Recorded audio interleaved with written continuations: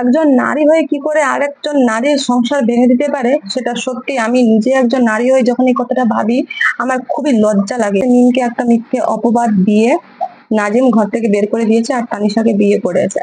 আর তানিশা ড্যাং ড্যাং ড্যাং ড্যাং করে সেই ছবি সেই ভিডিও তাদের ভালো ভালো মুহূর্ত গুলো ফেসবুকে আপলোড করছে।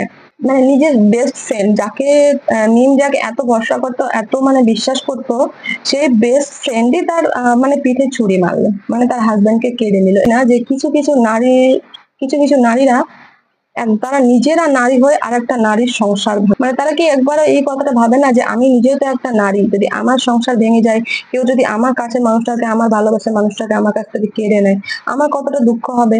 তাহলে ঠিক সেরকম ভাবে আমি যে ওই যে কারো ভালোবাসার মানুষটাকে কেড়ে নিচ্ছি, তারও তো সেম দুঃখ হবে। এটা কেন ভাবে না একজনের সংসার ভেঙে আমি সংসার করব, আমার সংসার কি সুখের হবে?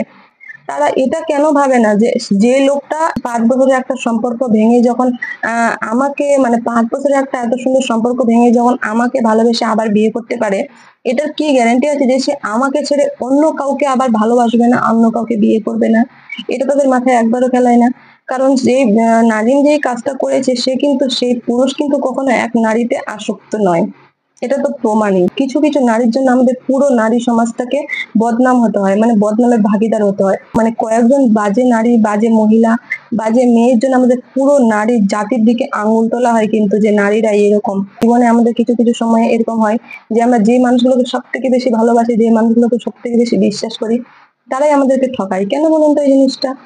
খুবই আফসোস লাগছিল আমার ভিডিওটা দেখে। মানে মিমের প্রতি আমার সহানুভূতি দেখানো ছাড়া আমি আর কিছুই করতে পারি না। আর এটা জাস্ট একটা প্রতিবাদ জানানো হলো যে আমরা সবাই মিলে যেন প্রতিবাদ জানাই বিষয়টাকে। আমরা যারা সোশ্যাল মিডিয়ায় ভিডিও দেখি, শুধু ভিডিও দেখলে তো হবে না, যেটা অন্যায় সেটাকে অন্যায় বলতে হবে, যেটা অপরাধ সেটাকে অপরাধ বলতে হবে।